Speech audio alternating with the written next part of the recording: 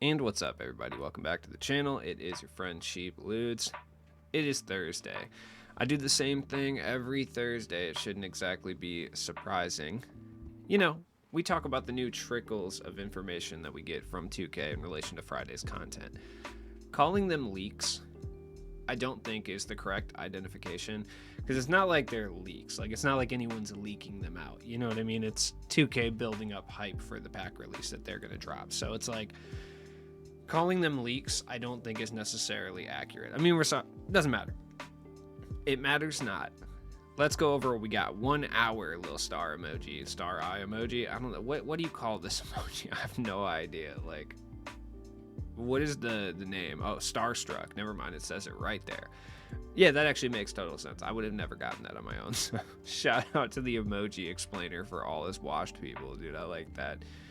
Either way, when I first saw this, I had no idea what this meant. By the way, we also got Al Harrington today. I mean, if you were really stoked for Al Harrington, I guess, like, here it is. He's okay. I saw some people gassing him up earlier on Twitter. Yeah, no, he's not really that good. He's just very middle of the road okay. He's got an okay jump shot. So, Starstruck. So the pack is actually called Eclipse, which, I'll be honest, I'm not really sure what the Starstruck emoji would be. Like a sunglasses emoji would make more sense in my opinion, but whatever. I don't work on the social media team, I guess. You would know if I worked on the social media team, it would be a lot better. We got Lamar Odom. Okay. I mean, sure. We typically get like a 95 or a 96 overall Lamar Odom around this point. Yeah, at some point in January, we typically do. I believe we have for the last like 3 2Ks at least since. Yeah, we definitely got a 95 overall Lamar Odom around this time in 20, and that card was still actually really good, like well into the game's lifespan. I mean, I'm excited, but the thing about Lamar Odom is like, his price is usually too high for what he is. I don't know. It just kind of depends. I'm interested to see what his price is going to be like, because if his price is like very balanced, yeah, he's definitely going to be my starting small forward. It just kind of depends. By the way, I don't think they're going to change his jump shot. I will say that. Now, as far as a Lamar Odom, he's going to be elite at finishing. He's probably going to be able to dribble at least a little bit. Defense is going to be very mediocre, but solid enough. I mean, this card came out day one, right? He had pretty much 80 plus in majority of stats, right? Tendencies were not great, but they were okay. This Seti Osman release, by the way, fire. Fire. If you never got a chance to use this Lamar Odom card specifically, Bob McAdoo's release is cracked. Like, Bob McAdoo's release is really good. People were shooting with Bob McAdoo when he had a 53-pointer. That should tell you everything you need to know. Now, I would assume that they switch up his dribble style, but they could remain on pro. I actually don't know. I personally don't care all that much, to be honest. Like, I'm not somebody who relies very heavily on dribbling the ball anyway, because I'm not very good at the game, so it doesn't really matter, I guess. But just pump your brakes on him getting O'Shea Brissett on quick, or like, you know, Chris Paul dribble style. It may not happen. He may remain with like CD Osman even on normal. So I personally, this is going to sound wild, but I actually hope that his release stays the same. The reason I say that, on normal timing, I think it's actually a really easy to time release while still remaining kind of one of the faster releases, and B, his price will not shoot up to the absolute moon. So, you know, either way, I mean, he's 6'10", 6'11 wingspan. He's huge. Like, he can move. There's not much this card can't do, so he's probably going to be relatively good. I mean, Lamar Odom is always a point forward, so I would expect him to continue to do that. So I'm excited. Plus, my All Clippers team needs some help, dude. All Clippers team is usually super rough to put together. So any type of big man that I can get for the Clippers squad is going to be helpful. Usually, like, I'm rolling with like Bob McAdoo and DeAndre Jordan at the end of the lifespan, because they never give us like Michael Olowokandi, which there's hope this year, but we'll see if they actually do it. Next up, we got Ja Morant, and I'll be honest, I just really don't care like about Ja Morant. Ja Morant's going to be good, right? He's a 97 overall Ja Morant. We got a 97 overall Ja Morant at the exact same time last year, and he was really fire, but it's just like, He's going to be too expensive for me to afford, and that pretty much just means I don't care at this point. Now, that being said, John Morant's going to be fire. Now, on next gen, you're still going to have issues running into magics and pennies. They're just going to post you up every 5 seconds. But on current gen, this is going to be a rim run god 100%. The John Morant release is probably going to stay on quick, I would assume. I don't think they're going to very quick him. They might, but I don't think so. Dribble moves are the same. I mean, basically, you're getting an updated version of the shades of John Morant. That's what you're getting tomorrow. Nothing is going to change, right? Probably going to have gold limitless. Like, he's going to have better shooting badges, better defensive badges. His tendencies may not even change tomorrow. Like, I wouldn't even be shocked to see them remain basically the exact same. I don't know. It's going to be a reskin. You're getting a reskin of this card. Like, a significantly... Basically, tomorrow, it's like they gave the shades of Ja an Evo. Like, just think of it that way. Like, that's basically what we're getting tomorrow. There's not going to be any differences in animations. So, if you like this card, then you're going to like John Morant. If you did not like this card, or you didn't have the amount of MT necessary to afford it, you're probably going to run into the same problem. I hate to be the bearer of bad news. Either way, I mean, Ja's cool. Whatever. Next up, we got Kawhi, who I'm shocked cannot play shooting guard. That's actually shocking to me. I wouldn't be surprised if they changed that tomorrow, by the way. I'm sure there's been an outpour of negativity towards the fact that he can't play shooting guard, so definitely want to pay attention to the database tomorrow just to see if they make that tweak. It's possible that they do. I don't know. Comment down below if you remember any time in the past that they've changed the position of a card after the card had been announced or came out, because I don't remember any time specifically that they've done it.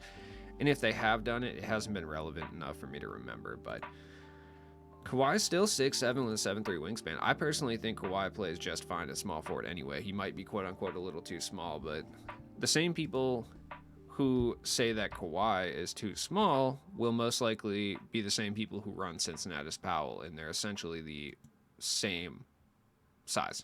Like, Kawhi even has a bigger wingspan, so I don't think it really matters all that much. Kawhi Leonard base on quick is what I assume he will have, and it will be gas, because Kawhi Leonard's release is one of the better releases in the entire game, in my opinion. I would say him and like DeMar DeRozan have the two like easiest to green releases, at least on current gen. Now they're going to change the dribble style. No way he has normal dribble style.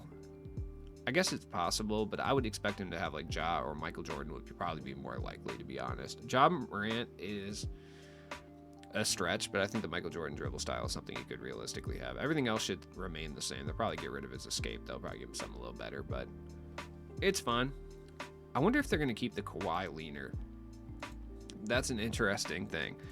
I don't know. When it comes to leaners, like if you're playing on current gen, leaners don't really matter all that much. Just because shooting leaners isn't really effective on current gen. If you're on next gen, it's super effective. So that's kind of more when you need to pay attention to the leaner.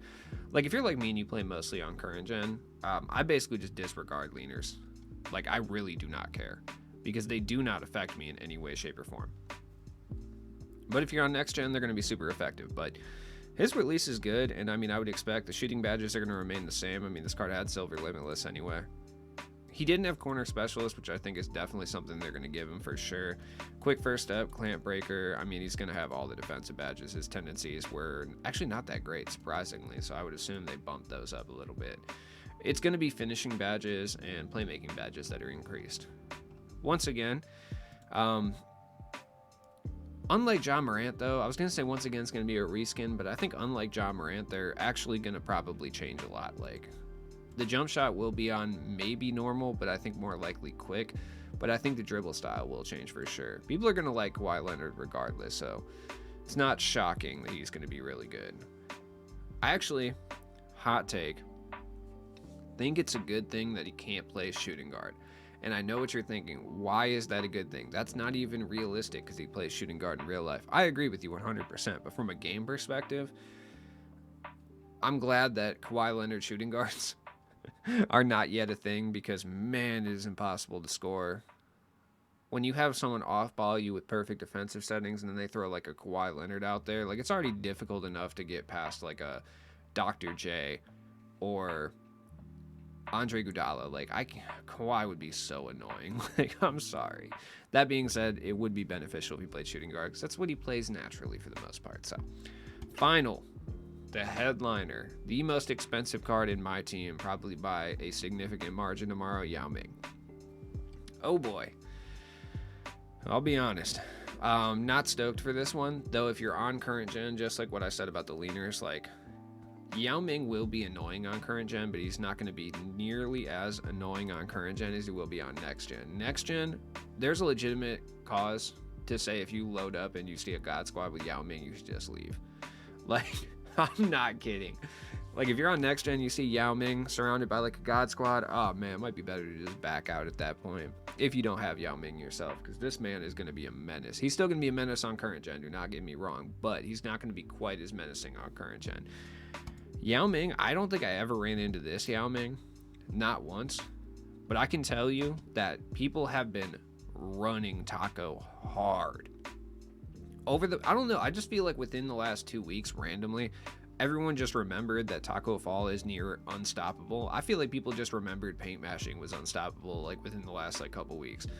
I'm not even kidding, because Taco went from, I mean, when he came out like a month ago and people just weren't running Taco like that, and then like 2 weeks ago everyone was just running Taco. It just felt like it just happened all of a sudden, man. Unlimited, like limited, people were still running Taco, but like in unlimited God squads you would run into a Taco, and that was kind of weird, and I feel like that's just started happening over the last couple weeks. But yeah, Yao Ming's going to be a nightmare. Anything, and I mean this, anything over 40 speed, and he is going to be the most annoying card in this game. Rebounding is already difficult enough. When you have a 7'6", 7'9" wingspan Yao Ming coming through here, no one's going to be able to contest him, so he's basically going to have it's going to be a free-for-all in the paint, if we're being honest. Like, you're going to have to run Taco just to stop Yao Ming, and if he honestly has, which he more than likely will have, above a 53-point shot, people are going to be able to cash with him because his release is actually, although slow, greenable, especially if they put it on quick, man. Like this Robert Williams release, I personally hate it, but if they put it on quick, it might actually be kind of decent. Yao Ming is not going to be for the faint of heart, let me tell you. Like, this is going to be a really, really annoying card to deal with. So, let's get into predicting what he's going to be like, right? They typically do not take badges away from previously released cards, right? So I expect him to have Catch and Shoot, Claymore, Green Machine, Midi Magician, right? All those I expect him to have. Guard Up, I just wish they wouldn't allow him to get Guard Up, if I'm being completely honest, because Guard Up on someone who's 7'6" with a 7'9" wingspan is probably the most broken thing ever. I mean, as far as the badges go, I don't think he'll be able to get Limitless. I think that's going to be the big key for him. But honestly, does it really matter? No, not really. He's 7'6". No one's going to stop him in the paint except for Taco, which leaves you at a very, very bad place offensively, being that Yao Ming can stop Taco. So I don't know, man. It's going to be rough. Either way, playmaking badges, he's not going to have very many, but finishing badges, he'll have more shooting badges. Like, he'll probably have, like, clutch shooter, corner specialist. Like, I hope he doesn't have Guard Up off the rip, but I'm sure he will. Volume shooter, slippery off ball, space creator. Like, he'll have all that stuff. Deadeye and Limitless are probably the two he won't have.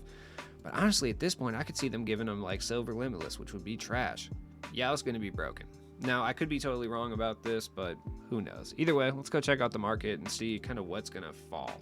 You know, I kind of missed the beginning of this game's lifespan where, like, I would go test out jump shots, you know, because now we kind of got to the point where we know everyone's jump shot now, or at least majority of people's jump shots. So it's like, you know, I don't have to test them anymore, and that I feel nostalgic for something that was just like a month ago.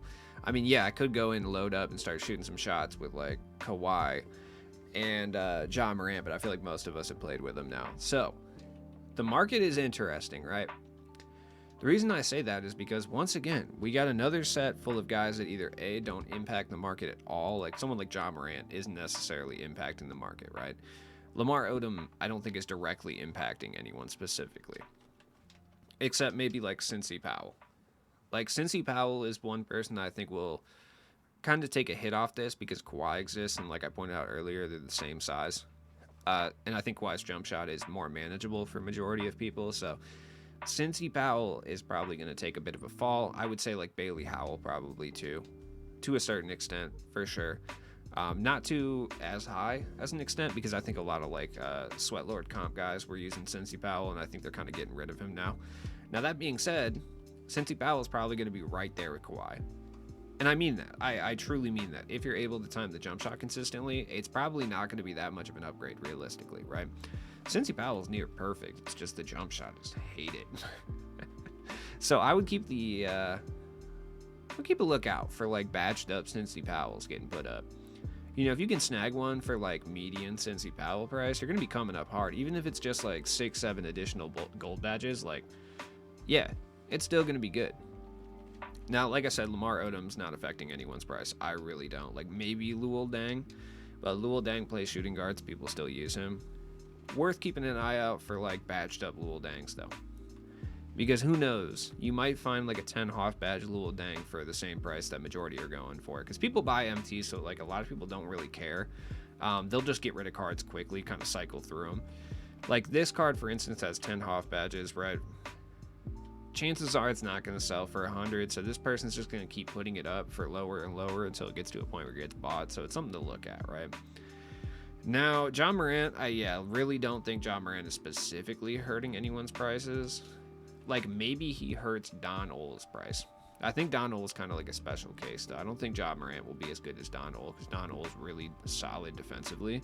So I don't think you're going to have to worry about that necessarily. But Don Ole will be down in price just due to the fact that, you know, it's Thursday. People don't buy cards on Thursday. But I think he's going to be so much better defensively, it doesn't really matter. Mikan's another guy to look at. He's actually over 100K now, which I don't know who's spending 100K on Mikan at this point, but whatever.